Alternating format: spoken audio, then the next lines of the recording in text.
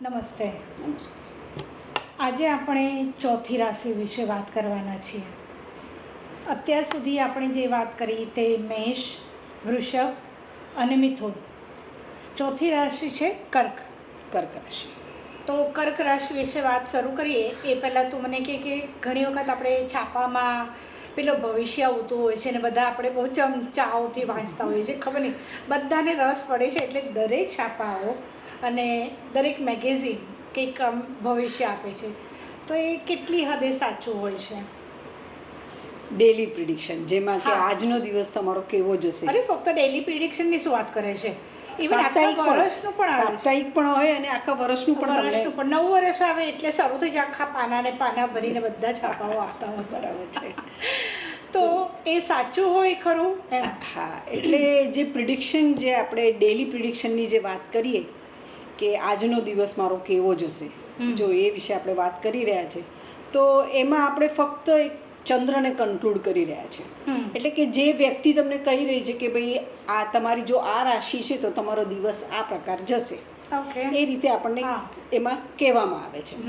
પણ એ જે વ્યક્તિ છે, એ જે તમને કહી રહી છે કે તમારો આ દિવસ આવો જશે, એને ખબર નથી કે એને ફક્ત એટલી જ ખબર છે કે તમારો ચંદ્ર કઈ રાશિનો છે. બરાબર. બાકી બીજા બધા પ્લેનેટ કુંડલીમાં ક્યાં છે એ એને કોઈ આઈડિયા ખ્યાલ નથી. નથી. બરાબર. અને એને લઈને એ જે પ્રિડિક્શન કે એ જનરલ પ્રિડિક્શન, એવું જરૂરી નથી. એટલે ખોટું પણ સાવ ન પડે, પણ એકદમ સાચું પણ પડે એની શક્યતા ઓછી છે. તો એટલે જનરલ એટલે તું કયા સેન્સમાં કહે છે? જરા વધારે વિસ્તારથી કહેતો. એટલે કે તમારો પર્ટિક્યુલર ચંદ્ર કોઈ રાશિનો છે, એ તમારી રાશિ ગણાશે. બરાબર. હવે ગોચરનો ચંદ્ર, જે ટ્રાન્ઝિટનો ચંદ્ર છે, એ ક્યાં છે એનાથી એ ડિસાઈડ કરશે કે આ વ્યક્તિનો ટાઈમ, આજનો દિવસ કેવો જશે.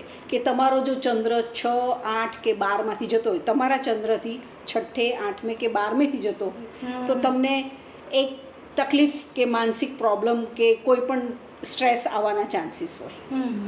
અને તમારો જો ફેવરેબલ હોય ચંદ્ર, હવે એ તો ફક્ત ગોચરનો ચંદ્ર અને બાકી બીજા 1-2 ગ્રહનું કનેક્શનથી, જે ડેલી પ્રિડિક્શન હોય તો પ્યોર ચંદ્ર પરથી જ કહેવામાં આવે. કારણ કે ચંદ્ર એક રાશિમાં 2.25 દિવસ રહે અને રોજનું એક નક્ષત્ર ભોગવે. એટલે એ પ્રમાણે એ તમારી રાશિથી એ એક જનરલાઇઝ તમને પ્રિડિક્શન આપી શકે. પણ આમાં પ્રોબ્લેમ એ થાય કે તમારા બીજા બધા, તમારો પોતાનો ચંદ્ર કેવો છે, એ પોતે પીડિત છે, એ પોતે કયા ભાવમાં છે, એ ચંદ્ર કોઈ અશુભ ગ્રહની એનાથી સંબંધિત છે કે કોઈ અશુભ યોગ બનાવી રહ્યો છે કે એ રીતનો એ વ્યક્તિને નથી ખબર. એ ફક્ત ચંદ્રથી, ચંદ્ર જે ગોચરનો ચંદ્ર છે તમારા ચંદ્રથી કઈ રીતે છે, એટલે કે આજે ચંદ્ર ક્યાં છે એના પરથી જનરલ પ્રિડિક્શન થાય. બરાબર ને? એ જ રીતે જે વાર્ષિક પ્રિડિક્શન થાય છે, એમાં એ લોકો ગુરુ, શનિ, રાહુ, કેતુ અને સૂર્ય, મંગળ, શુક્ર, આ બધા ગ્રહોને પણ ઇન્વોલ્વ કરે. એમાં તમને આપ્યું હશે કે આ પર્ટિક્યુલર મહિનો તમારો કેવો જશે, આ પીરિયડથી આ પીરિયડ તમારો કેવો જશે, એ રીતનું પ્રિડિક્શન આપેલું હોય છે. એટલે એમાં બીજા ગ્રહોના ગોચરની પણ વાત યસ, એમાં ઇન્વોલ્વ, કારણ કે ડેલી પ્રિડિક્શનમાં તો તમે ફક્ત ચંદ્રનું, કારણ કે બીજા બધા પ્લેનેટ તો એટલા સ્લો છે કે એને અમુક એની અલગ અલગ અવધિઓ છે. તો જે ચંદ્ર છે એ જે બીજા બધા પ્લેનેટ છે, મોટા પ્લેનેટ છે, જેમ ગુરુ, શનિ, રાહુ, કેતુ, સૂર્ય, મંગળ, કે એટલે સુધીના આપણે જોઈએ પ્લેનેટ, તો એ જે પ્લેનેટ છે એ બધાની ગતિ અને એ બધું ફિક્સ છે. બરાબર. તો એ તમારી રાશિ પ્રમાણે એ કઈ રીતે ગોચર કરશે એનાથી એ તમારું પ્રિડિક્શન કહેશે. પણ હવે ફોર એક્ઝામ્પલ આપણે જોઈએ કે કોઈ વ્યક્તિ છે, એનું તુલા રાશિ છે ફોર એક્ઝામ્પલ. હવે અત્યારે જે શનિ મહારાજ છે એ અત્યારે આપણે કહીએ છીએ કે મીન રાશિમાં છે. તો મીન રાશિમાં છે એટલે આપણે કહીશું કે એ વ્યક્તિની કુંડલીમાં, એના તુલા રાશિમાં જે શનિ મહારાજ છે એ 6ઠ્ઠા સ્થાનથી જઈ રહ્યો છે, એમ આપણે કહેશું. બરાબર. તો ત્યાં પોસિબિલિટી છે કે એને જો જોબને રિલેટેડ કાંઈ હોય કે જોબ માટે ટ્રાય કરી રહ્યું હોય તો એને એ કામ થઈ શકે. પણ ઓફકોર્સ એની જાતે જાતે એને એની હેલ્થનું પણ ધ્યાન રાખવું પડશે. બરાબર. એમ આપણે કહી શકીએ. હા, પણ ઓકે, આજે આપણે ચંદ્રની વાત કરવાની છે કારણ કે કર્ક રાશિનો સ્વામી પણ ચંદ્ર જ છે. યસ, હા. એટલે ચંદ્રની વિશે વાત કરીએ ને આજે તું સફેદ પહેરીને આવી છે તો લાગે છે કે Yes. ક- ચંદ્ર ચંદ્રનો રંગ પણ સફેદ છે, રાઈટ? Yeah, હા એટલે એટલે વિનસ એટલે શુક્રનો રંગ પણ સફેદ હા એટલે એમાં ડિફરન્સ છે કે જે ચંદ્ર છે એનો રંગ પેલ વ્હાઇટ છે અને જે અચ્છા. શુક્ર છે એનો ચમકદાર વ્હાઇટ છે, એટલે કે શાઇનિંગ વાળો સ્પાર્કલિંગ કહીએ ને એવો, એટલે જે હીરો આપણે કહીએ ને એ કેવો હોય ચમકદાર એવો વ્હાઇટ છે, જ્યારે Okay. ચંદ્ર છે એનો પેલ વ્હાઇટ છે, ઓકે, બરાબર. એ રીતનો. તો પહેલા કર્ક રાશિ વિશે તો હવે હા. વાત કરીશ કે ભાઈ એનો સ્વભાવ પ્રભાવ પ્રકૃતિ. હા, ચંદ્ર આપણે વાત કરી એ પ્રમાણે એનો જે રાશિ છે એ છે કર્ક રાશિ. હમ જે કર્ક રાશિ છે એનું જે સિમ્બોલ છે એ છે કેકડો, હમ ક્રેબ જેને કહીએ. તો આ જે કેકડો હોય એને 8 પગ હોય, હમ એટલે એ જ્યારે ચાલે ને તો એને જવું હોય કોઈ ડિરેક્શનમાં નહીં, જતો રહે કોઈ ડિરેક્શનમાં, કારણ કે 8 પગ હોય ને એને લઈને એનું ડિરેક્શન લેસ થઈ જાય. તો જે કર્ક રાશિના લોકો હોય ને એ લોકોનું પણ એવું થાય કે ભાઈ મોલમાં ગયા હમ કે આજે મારે કપડાની ખરીદી કરવી છે, પણ મોલમાં કપડાં જોતાં જોતાં પરફ્યુમ ગમી ગયું તો પરફ્યુમ લઈને આવતા રહે. એટલે ડિરેક્શન જે છે ત્યાં એક અભાવ રહે કે એ જવું હોય કોઈ ડિરેક્શનમાં ને જતા રહે કંઈ, જે એનું ક્રેબ છે એને લીધે. પણ મોટા ભાગની બધી સ્ત્રીઓને આવું થતું જ હોય છે કે એ લોકો ખરીદી કરવા કશું ગયા હોય ને જો મોલમાં બીજી બધી વસ્તુ દેખાઈ ગઈ ને ક્યાંક સેલનું પાટિયું દેખાયું તો પછી લઈ લીધું. વાત ખતમ. Correct. પણ કર્કવાળા સાથે આવું વધારે જોવા મળે. વધારે જો હવે આ જે ક્રેબ છે એ ઉપરથી બહુ ટફ હોય પણ નીચેથી એકદમ સોફ્ટ હોય, તો આ લોકો પણ તમને આમ દેખાય ટફ પણ હા. અંદરથી એકદમ સોફ્ટ હાર્ટેડ હોય. પછી આ જે ક્રેબનું આપણે કહીએ કે એક તમે ટોકરી લો અને ઘણા બધા ક્રેબને અંદર નાખી દો, હમ એ લોકો શું કરશે, ઉપર ચડવાનો પ્રયત્ન કરશે, હમ પણ જેવો એ ઉપર ચડવાનો પ્રયત્ન કરશે તો નીચેથી જે બીજા ક્રેબ છે ને એના પગને ખેંચશે. તો આ લોકોને પણ આ ટેવ હોય કે કોઈ પોતાનાથી આગળ જઈ રહ્યું છે એ તો એને સહન ખેંચી લે. એને ખેંચે. હા. વાહ, ઓકે. અને કર્કને આપણે કહીએ કર્ક રોગ કે કેન્સર, હમ. એની જે આપણે ઇંગ્લિશમાં નામ છે કેન્સર છે. હમ. તો એકવાર જે ક્રેબ છે એના ચુંગુલમાં જો એનો કોઈ શિકાર આવી જાય તો પછી એમાંથી બચવું એને બહુ મુશ્કેલ છે. હમ. તો જેમ આપણે કહીએ કે કર્ક રોગ કે કેન્સરમાંથી પણ આપણે મુશ્કેલીથી બહાર બહાર આવી શકીએ, શકીએ. એમ આપણે કહી શકીએ. કર્ક રાશિના પેલા આપણે શબ્દો કયા એટલે અક્ષરો કયા છે? એના શબ્દો અક્ષરો કહીએ કર્ક માટે ડ ને હ, હમ હ અને ડ, આ બંને આપણને કર્કના જે અક્ષરો છે એ કહી શકીએ. ડ પરથી તો નામ બહુ હોતા જ નથી પણ હ પરથી ઘણા બધા ઘણા બધા નામો છે. તો ને તમારું નામ જો હ પરથી હોય હોય તો કર્ક રાશિ કર્ક રાશિના છો કહેશું તમે. આપણે. હમ હવે જે કર્ક રાશિ જે છે એ સ્ત્રી રાશિ છે, હમ. એનું જે લિંગ છે એ સ્ત્રી છે, એટલે એની અંદર સૌમ્યતા, કોમળતા, સૌંદર્ય, પછી આપણે કહીએ કે સહનશીલતા, કે પછી આપણે ઇમોશનલ લાગણીશીલ કે સેન્સિટિવિટી, આ બધી વસ્તુઓ તમને કર્ક રાશિના જાતકમાં જોવા મળે. હમ અને એનો જે સ્વભાવ છે એ ચર સ્વભાવ છે, હમ એટલે એ લોકોને ફ્લેક્ઝિબિલિટી પસંદ છે, ચેન્જીસ પસંદ છે લાઈફમાં. હમ એ લોકોને એક ટાઈપની એક ટીડિયસ લાઈફ, રૂટીન લાઈફ પસંદ નથી, એને લાઈફમાં થોડા ટાઈમે કંઈક ચેન્જીસ આવવા જોઈએ એવું એ લોકોને ગમે. પણ એવું બધા સાથે નથી બનતું ને. મેં બની- કર્ક લગ્નની વ્યક્તિ જોઈ છે તો એ તો હા. બહુ આમ પોતાને મેં એટલી બધી મને એમ થઈ કે આ ચેન્જ કેમ નથી લાવતી પોતાના જીવન. એના બીજા બધા પણ પેરામીટર હોય, જોવા પડે, પણ Okay. આપણે એકદમ જનરલ જે વાત કરી લે છે કે Okay. નોર્મલ આ રીતે હોઈ શકે. હમ હવે એ સ્ત્રી રાશિ છે આપણે જે વાત કરી, પછી ચર સ્વભાવ છે, એનું તત્વ જળ તત્વ છે. અચ્છા. તો જે જળ છે, જે પાણી છે, આપણે ચંદ્રને પણ જળ તત્વ સાથે સરખાવીએ છીએ અને જે કર્ક રાશિ છે એ જળ તત્વની છે. હમ. એટલે ચર જળ એટલે કે વહેતું પાણી છે. ઓકે. વહેતું પાણી જ્યારે પાણી વહેતું રહે ને તો એની અંદર કોઈ ગંદકી ન રહે, એ પ્યોર પાણી હોય. તો આ લોકો પણ હૃદયના સાફ છે. બરાબર. આ લોકો જે મનમાં છે ને જે હોય ને એ પ્યોરિટી હોય એ લોકોના મનમાં, એટલે સાફ હૃદયના લોકો છે. જે કારણ કે વહેતું પાણી સાફ રાખે પાણીને. બરાબર. બીજું જે પાણીનો જે સ્વભાવ છે ને એ રીતનો છે કે તમે પાણી ઢોળો તો પાણીને જ્યાં ઢોળાવ મળશે કે સ્લોપ મળશે ને ત્યાં પાણી વહી જશે. તો આ લોકોને પણ એવું જ છે કે જ્યાં લાગણી કે પ્રેમ મળે ને એ તરફ એ લોકો ઢળી જાય. એટલે ઘણીવાર શું થાય કે એ લોકોને કોઈ ફસાવી લે કે જો પ્રેમને વધારે લાગણી બતાવીને તો મોરાલિટીમાં લોકો ડાઉન થઈ શકે. ઓકે. કારણ કે જળ તત્વ હોવાને લીધે, કારણ કે એમનો સ્વભાવ છે કે પ્રેમ અને ઇમોશનલ હોવાને લઈને એ લોકોનું જે બેઝિક નેચર છે પ્રેમ એકદમ પ્રેમાળ ને ઇમોશનલ છે એટલા માટે. એટલે પ્રેમ એ લોકોને આકર્ષે એમ આપણે કહી શકીએ. પછી અહીંયા જે બોડી ઓર્ગન છે એ આપણું હૃદય છે. જેમાં આપણું હૃદય 24/7 ચાલે છે. એમ આ પણ ચર છે, રાશિ ચર છે, એટલે ત્યાંથી આપણે હૃદય જોઈએ છે. અને હૃદયની રાશિ છે. આપણને ભગવાને જે આપણું શરીર બનાવ્યું છે ને એમાં અલગ અલગ જે ઓર્ગન્સ આપ્યા છે ને બધાનું અલગ અલગ કામ છે. જેમ કે હાથ છે, આપણે આપણી કામની એક્ટિવિટી કરીએ. આપણું બ્રેઇન છે એ વિચારવા માટે અને ડિસિઝન લેવા માટે છે. હૃદયનું કામ શું છે કે આપણા શરીરનું જે લોહી છે એને પંપ કરીને શુદ્ધ કરવાનું. આપણા હૃદયનું કામ છે. પણ આપણે જેમ કહીએ કે બધા હૃદયથી વિચારતા હોય એટલે વધારે પડતા લાગણીશીલ હોય. એટલે મારું કહેવાનું છે કે જે કામ જે ઓર્ગનનું છે એ એણે કરવું જોઈએ. હંમેશા જે ડિસિઝન લેવાના હોય એમાં પ્રેક્ટિકલ એપ્રોચ હોવો જોઈએ. અને એટલે કર્કવાળા લોકો હૃદયથી વિચારે તો બુદ્ધિથી વિચારે. હા, એટલે તમે જ્યારે ઇમોશનલ થઈ જાઓ તો થોડું પ્રેક્ટિકલ એપ્રોચ તમારો મિસિંગ હોય એવું બની શકે.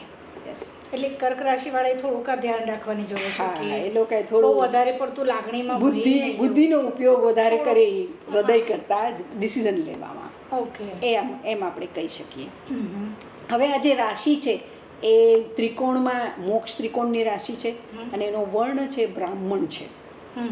એટલે અહીંયા સત્ય, ઈમાનદારી, નૈતિકતા, ધર્મ પ્રત્યે આસ્થા, આ બધા ક્વોલિટી આપણને ત્યાં જોવા મળે. એ લોકો એ રીતનું આપણે એને હંમેશા જે રિચ્યુઅલ્સ હોય આપણા એ ફોલો કરવા અને એ બધું એમને પસંદ હોય એમ આપણે કહી શકીએ. હવે જેમ આપણે કીધું કે જે કર્ક રાશિ છે એનો જે સ્વામી છે એ ચંદ્ર છે. ચંદ્ર એ આપણું મન છે, આપણી માનસિકતા છે, આપણું માઇન્ડસેટ છે. ચંદ્ર આપણા મૂડ સ્વિંગ્સ છે. કારણ કે ચંદ્ર બહુ ચંચળ છે. ચંદ્રની જે અવધિ છે એક રાશિમાં 2.5 દિવસ, સૌથી ફાસ્ટેસ્ટ પ્લેનેટ છે. તો એ રીતે આપણું મન પણ બહુ ચંચળ છે. આપણે એક વિચારમાંથી બીજો વિચાર તરત આપણું મન ફટાફટ બીજા વિચારો કરવા લાગે છે. તો એ રીતે આપણું મન ચંચળ છે કારણ કે આપણું ચંચળ આપણા મન છે એ ચંદ્ર સાથે આપણે સરખાવીએ છીએ. તો આપણા વિચારો, આપણી માનસિકતા, આપણું માઇન્ડસેટ એ આપણો ચંદ્ર છે. તો ચંદ્ર ઇમોશનલ છે, આપણે જેમ કીધું લાગણીશીલ છે. એટલે ચંદ્રને જે આપણે કહીએ કે માતાનું બિરુદ આપવામાં આવ્યું છે એનો જે કારકત્વ છે એ માતાનું છે. કારણ કે જે માતા હોય ને એ પણ પોતાના સંતાનને એમ કહીએ કે અનકન્ડિશનલ પ્રેમ કરે. કારણ કે એનો જે સ્વાદ છે ને, રસ છે ને એ છે સોલ્ટ, જે ખારો કહીએ. જેમ કે આપણે ગુજરાતી છીએ તો આપણા મસાલાને આખું વરસ સાચવવા માટે આપણે એમાં મીઠું નાખીએ. આપણા અથાણાને પણ લાંબા ટાઈમ માટે સાચવવા માટે આપણે એમાં મીઠું નાખીએ. એટલે મીઠાનો નેચર શું છે કે મોઇશ્ચર કે ભેજ હોય એને સોક કરી લેવાનો. એટલે તમારા જે મસાલા કે અથાણા હોય ને એ આખું વરસ ઇન્ટેક્ટ રહે, એને પ્રોટેક્શન મળે. તો જે માતાનો સ્વભાવ છે એ પણ શું છે, પોતાના સંતાનની કેર કરવાનો, પ્રેમ કરવાનો, એને પ્રોટેક્ટ કરવાનો. આ દરેક માતાનો સ્વભાવ હોય. એ જ રીતે તમે જુઓ કે પત્નીનો જે કારક છે એ શુક્ર છે. શુક્રનો જે સ્વાદ છે એ ખાટો છે. તમે કોઈ ખાટી વસ્તુ જુઓ કે ખાઓ ને તમારા મોઢામાંથી પાણી છૂટે. આ પાણી સોક કરે અને આ પાણી છૂટે. એટલે જ્યાં પત્ની, કારણ કે શુક્ર એ પત્નીનો કારક છે. તો જે કોઈ પણ પત્ની હોય ને ત્યાં એ પોતાના હસબન્ડ માટે અમુક કન્ડિશન હોય કે એણે સામાજિક, આર્થિક, વ્યવહારિક આ બધી જવાબદારી સંતાનની, ફેમિલીની એણે જવાબદારી લેવી પડે. જ્યારે માતાને એવું ન હોય, પોતાનો સંતાન ઓછું કમાતો હોય, સારું કમાતો હોય, ન કમાતો હોય, કે એને કોઈ ખોડખાપણ હોય કે એનામાં કોઈ પણ હોય, પણ માં એને અનકન્ડિશનલી પ્રેમ કરે. એટલે આ ડિફરન્સ છે જે આપણે શુક્ર અને ચંદ્રમાં હંમેશા જોઈ શકીએ. હવે જે ચંદ્ર છે એની એક પૌરાણિક કથા એની સાથે જોડાયેલી છે કે જે આપણે બ્રહ્મા જે કહીએ છીએ, પ્રજાપતિ દક્ષ, એમને 27 પુત્રીઓ હતી, જે આપણા 27 નક્ષત્રો છે. તો એમણે એમની 27 પુત્રીઓના લગ્ન ચંદ્ર મહારાજ સાથે કર્યા. હવે ચંદ્ર મહારાજ રોજનું એક નક્ષત્ર ભોગવે, એટલે દરરોજ એક એક નક્ષત્રના ઘરે જાય અને રાત એની સાથે વિતાવે. પણ ચંદ્રને સૌથી જો પ્રિય હોય ને તો એ રોહિણી હતા. અચ્છા. એને રોહિણી પ્રત્યે ખૂબ અટેચમેન્ટ અને આસક્તિ હતી. એટલે રોહિણી સાથે વધારે ટાઈમ વિતાવવા લાગ્યા. એટલે બીજી બધી જે પુત્રીઓ હતી એમને થોડી ઈર્ષા પણ થઈ અને ગમ્યું પણ નહીં. એટલે એમણે દક્ષ રાજા પાસે જઈને કમ્પ્લેન કરી કે ભાઈ આ ચંદ્ર મહારાજ તો આ રીતનું કરે છે, અમારી સાથે અન્યાય થઈ રહ્યો છે કે ફક્ત રોહિણીને જ મહત્ત્વ આપી રહ્યા છે. બરાબર. એટલે પ્રજાપતિ દક્ષને એના પર ક્રોધ આવી ગયો અને એણે ચંદ્રને શ્રાપ આપી દીધો કે ભાઈ તું આ અન્યાય કરી રહ્યો છે મારી બધી પુત્રીઓ સાથે, એટલે હું તને શ્રાપ આપું છું કે તું ક્ષીણ થતો જઈશ. એટલે તારું ક્ષીણ થતો જઈશ એટલે તારું જે છે એ તું ખતમ થઈ જઈશ. ચંદ્ર મારા ડરી ગયા. ચંદ્રએ જઈને શિવની આરાધના કરી, તપ કર્યું.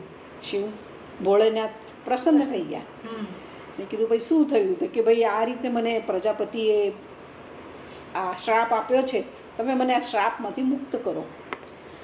તો શંકર ભગવાને કીધું કે ભાઈ હું તને પૂરી રીતે તો આ શ્રાપમાંથી મુક્ત ન કરી શકું, એમનો પૂરો શ્રાપ છે કાપી ન શકું, પણ હું તને એટલું વરદાન આપું છું કે જે તું ક્ષીણ થઈશ પછી પાછી તારી વૃદ્ધિ થશે. એટલે આપણે જોઈએ છે ને શુક્લ પક્ષને કૃષ્ણ પક્ષનો ચંદ્ર શુક્લ પક્ષમાં વધતો જાય અને એની વૃદ્ધિ થાય અને કૃષ્ણ પક્ષમાં એ ક્ષીણ થતું જાય છે. એટલે આ શ્રાપ એને હોવાને લીધે. હવે આના પરથી આપણે જે સમજવાનું છે એ સમજવાનું છે કે જ્યારે તમે કોઈ વ્યક્તિ કે કોઈ વસ્તુ કે કોઈ પદાર્થમાં અતિશય અટેચમેન્ટ કે આસક્તિ રાખો છો ત્યારે તમારું મન છે એ દુઃખી થશે. ઓકે. કારણ કે આ જે આસક્તિ છે ને એ તમારા મનને તકલીફ આપશે આગળ જતાં. એટલે એનો આ મિનિંગ છે. એટલે આના જે રેમેડી જે આપણે કહી શકીએ કે જે ઘણા લોકો ચંદ્રને આપણને જે ડિપ્રેશન આવે કે લોકો લો ફીલ કરે એ ચંદ્રને લીધે જ કે ભાઈ તમારું મન માનસિક જે સ્તર છે એ તકલીફ અનુભવતું હોય એટલે તમને ડિપ્રેશન ફીલ થાય. બરાબર. તો એની જે બેસ્ટ રેમેડી આપણે કહી શકીએ કે જે શિવલિંગ હોય એના પર જો તમે પાણી ચડાવો છો તો તમે આની રીતે આમાંથી છુટકારો મેળવી શકો છો. કારણ કે જે ચંદ્ર છે એને પોતાની જટામાં જેણે બાંધ્યો છે અને જેનો એનો ફૂલ કંટ્રોલ છે એ શિવનો છે. એટલે તમે શિવનું આરાધન કરો, શિવની પૂજા કરો તો તમે ડિપ્રેશનને આને જાપ પણ કરો ઓમ નમઃ શિવાયને, તો તમે આમાંથી ડિપ્રેશનમાંથી મુક્ત થઈ શકો છો. એટલે કે મૂડ ન હોય ત્યારે પણ તમે આ કરી શકો. હા, કારણ કે ચંદ્રમાં મૂડ સ્વિંગ છે. ચંદ્ર કેવું છે કે પાણી છે. પાણી કેવું હોય? ફ્લેક્સિબલ હોય. તમે પાણીમાં કોઈ રંગ નાખી દો તો પાણી એ કલર પકડી લેશે. તમે એને જે વાસણમાં રાખશો એ શેપ લઈ લેશે. કારણ કે મોસ્ટ ફ્લેક્સિબલ છે એ તત્વ. હવે એ જે પાણી છે એ પાણીમાં તમારું મન જે છે, આપણે જેમ કીધું ચંદ્ર એ તમારું મન છે. કોઈ વ્યક્તિને પોતાનું મન જોવું હોય તો આજે તમે લાઈફના જે પણ ડિસિઝન લો ને એ કઈ રીતે તમે સારા અને સાચા ડિસિઝન ક્યારે લઈ શકો? જ્યારે તમારું મન છે શાંત હોય, બરાબર, સ્ટેબલ હોય, તમે માનસિક રીતે કોઈ ડિસ્ટર્બન્સમાં ન હો તો તમે લાઈફના જે ડિસિઝન લેશો એ પરફેક્ટ લેશો. બરાબર. પણ જે ચંદ્ર તમારો હોય કે તમારું, હવે આ જે ચંદ્રને આપણે પાણી કીધું, આ જે જળ છે એની અંદર તમે તમારું પ્રતિબિંબ જુઓ તો તમે જોઈ શકશો ક્યારે? એ પાણી જ્યારે સ્થિર હોય, રાઈટ? હવે એ પાણીની સાથે તમે અગ્નિને મેળવો તો શું થશે કે એ પાણી ઉકળવા માંડશે. તો પાણી ઉકળતું હોય તો એમાં તમારું પ્રતિબિંબ નહીં દેખાય. એ જ રીતે પવન આવ્યો તો એના પર લહેરથી પાણી ઉપર નીચે થશે તો એમાં પણ તમને તમારું પ્રતિબિંબ નહીં દેખાય. એ જ રીતે પાણીની અંદર તમે પૃથ્વી, માટી કે કંઈ પણ કાદવ હોય તો પણ તમારું પ્રતિબિંબ તમે નહીં જોઈ શકો.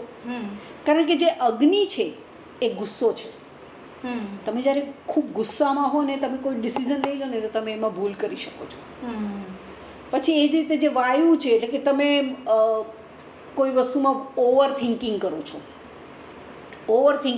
વધુ પડતું એનાલિસિસ કરો છો તો પણ તમે એનું ડિસિઝન નહીં લઈ શકો. અથવા તમારી જે નેગેટિવિટી છે, જે ઓવર થિંકિંગને લઈને તમે જે નેગેટિવ વિચારો છે, જે પૃથ્વી છે, જે પાણીમાં કાદવ આપણે કીધું મળ જે ભેગું થાય એને લઈને તમારું પ્રતિબિંબ તમે ન જોઈ શકો તો તમે લાઈફના જે ડિસિઝન છે એ તમે રોંગ લઈ લો. ઓકે. એટલે જેટલું મન શાંત હશે, જેટલો તમારો ચંદ્ર શાંત હશે એટલું તમે સ્ટેબલ હશો, એટલા તમે લાઈફમાં પરફેક્ટ ડિસિઝન લેશો અને એટલે જ તમે સફળતા તરફ જઈ શકશો.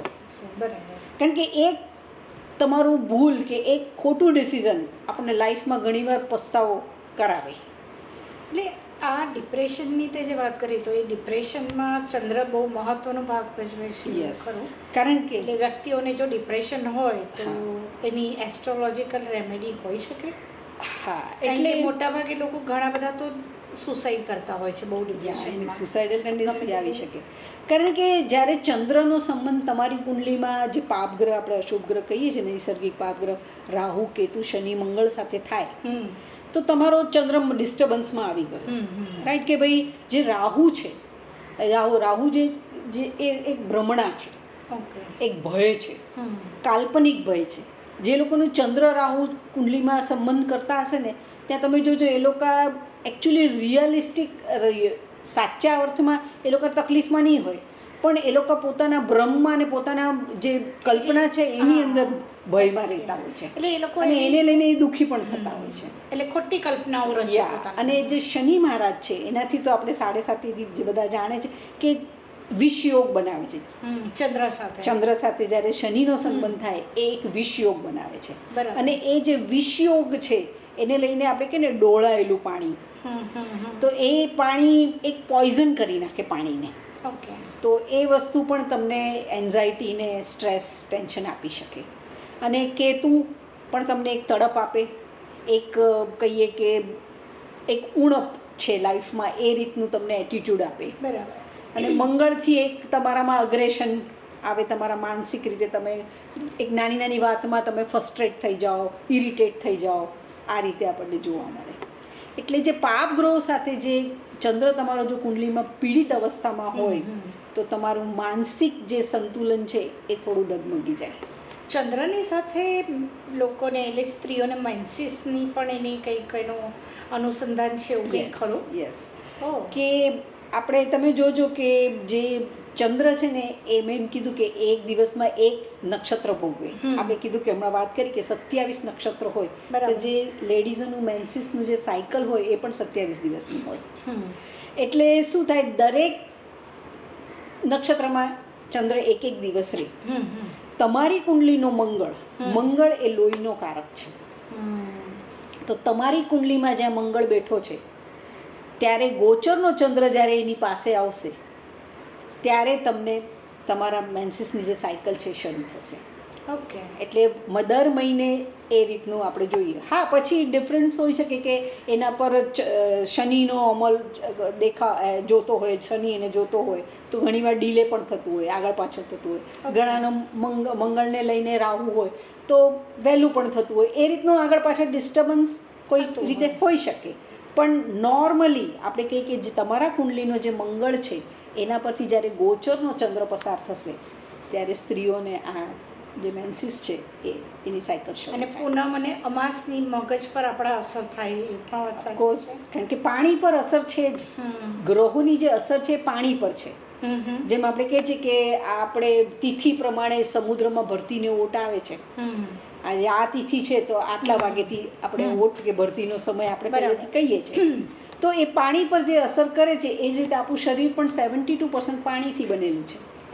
એટલે આપણા વિચારો જે તરંગો છે આ બધા પર અસર એટલે અમાસ અને ગ્રહો કરે છે. પૂનમના વખતે એની અસર થતી જોવા મળે આપણને. એટલે બાયપોલર લોકો હોય છે ને એ લોકોને વધારે અસર થાય કે વધારે થાય. એટલે જેનો ચંદ્ર પીડિત અવસ્થામાં હોય, નબળો હોય, એ લોકોને વધારે તકલીફ આપણે જોવામાં આવે છે એમ આપણે કહી શકીએ. કારણ કે જે ગ્રહણ યોગ જે છે કે સૂર્ય કે ચંદ્રથી જે ગ્રહણ એક્લિપ્સ આપણે કહીએ છીએ, સોલાર એક્લિપ્સ, લુનાર એક્લિપ્સ, તો એનું પણ એક અલગ ઓલું હોય છે કે જ્યારે એ ભારે હોય, તમારી કુંડલીમાં પર્ટિક્યુલર એકનો યોગ થતો હોય અને એ દિવસે કોઈ શરીર સંબંધ બાંધે તો પોસિબિલિટી છે કે એને જે બાળક કન્સીવ થાય જો તો એનામાં ડિસેબિલિટી કે આપણે કહીએ એ રીતનું ઘણીવાર જોવા પણ મળે છે. અચ્છા. એટલે આ ઘણી વસ્તુમાં એટલે કે આપણે નિષેધ છે. જ્યારે ગ્રહણ હોય ત્યારે આપણે કહીએ છીએ કે ભાઈ એ દિવસે બ્રહ્મચર્ય પાળવું જોઈએ. એનું આ મહત્ત્વ છે. ઓકે. કારણ કે જો તમને કન્સીવ થઈ જાય તો એ બાળકમાં અમુક ખોળખા પણ આવવાની શક્યતાઓ થાય.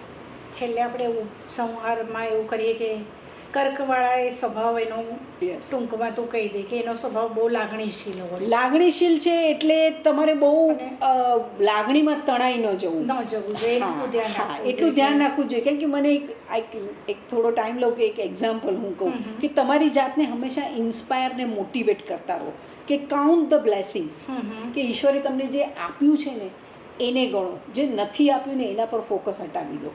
કે એક વ્યક્તિ હતી, એનું એક છોકરી સાથે બ્રેકઅપ થઈ ગયું અને એણે એક મોટી પાર્ટી રાખી. તો મારો એ જાણીતો તો મેં એને પૂછ્યું કે ભાઈ શું આ બ્રેકઅપ થયું ને આ પાર્ટી રાખી, એની પાછળ શું લોજિક છે? તો એણે મને કીધું કે હું જે વ્યક્તિ પાત્રને પ્રેમ કરતો હતો એ વ્યક્તિને હું ખૂબ સાચા હૃદયથી પ્રેમ કરતો હતો, અને એ વ્યક્તિ હતી એણે એ મને પ્રેમના ભ્રમમાં રાખી હતી, કારણ કે એનો જે પ્રેમ હતો ને એ કન્ડિશન હતી, બધી પ્રેમમાં ઘણી બધી શરતો હતી. એટલે મને સમજાઈ ગયું કે એ આ જે આપણે કહીએ કે એક પ્યોર જે લવ છે એ નથી. જે હું એની પાસેથી એક્સપેક્ટ કર્યું છે એ આ પ્રેમ નથી. બરાબર. એટલે હું તો એના પ્રેમથી મુક્ત થઈ ગયો, પણ એણે ગુમાવ્યો મારો સાચો પ્રેમ. એટલે મેં તો કાંઈ ખોયું જ નથી, એણે ખોયું છે. તો હું એની આ સેલિબ્રેશન કરી રહ્યું છું. એટલે આ રીતનું પોઝિટિવ જે એટીટ્યૂડ છે, કારણ કે દરેક આપણે માનીએ છીએ કે લાઈફમાં ઘણી બધી આપણી સાથે નેગેટિવ ઘટનાઓ થતી હોય છે, પણ એની અંદરથી પણ આપણે કંઈક પોઝિટિવ શોધ્યું કે ભાઈ આટલું થયું, પણ જો આજે આમ થઈ ગયું હોત તો ભગવાનની આપણા પર દયા કૃપા કે ભાઈ આપણે આમાંથી બચી ગયા. એટલે જે થાય છે તે સારા માટે થાય છે. એ થોડુંક સમજવાની જરૂર તો છે જ. પોતાને એક મોટિવેટ કરો, પોતે એવા લોકોના સંપર્કમાં રહો જે તમને મોટિવેટ કરે, જે ઇન્સ્પાયર કરે. જે નેગેટિવ લોકો છે, જે સતત તમને જો નેગેટિવ વાત કરતા હોય તો થોડું એનાથી ડિસ્ટન્સ લઈ લો, અને બુદ્ધિ વાપરો, પ્રેક્ટિકલ એપ્રોચ થોડો અપનાવો. બધી વસ્તુમાં ભાવનામાં ન તણાઈ જવું. એટલે આ આપણે કર્કવાળા માટે વાત કરશું કે ભાઈ આ ધ્યાન રાખવું જોઈએ. તમને હવે આવતા વખતે અમે 5મી રાશિ એટલે કે સિંહ રાશિ વિશે વાત કરીશું. બીજા કોઈ પણ સવાલો હોય તો તમે અમને કોમેન્ટમાં પૂછી શકો છો. તમારા અભિપ્રાયની પણ અમને રાહ છે, તો તમે ચોક્કસ જ તમારો આ ચેનલ વિશે અભિપ્રાય આપશો. અને તમને આમાં કંઈક વધારે જે જોઈતું હોય, તમને એમ હોય કે અમને આ વિશે પણ જાણવું છે, તો અમને ચોક્કસ જણાવશો. અમે આવતા એપિસોડમાં એને આવરી લઈશું. નમસ્તે. નમસ્તે.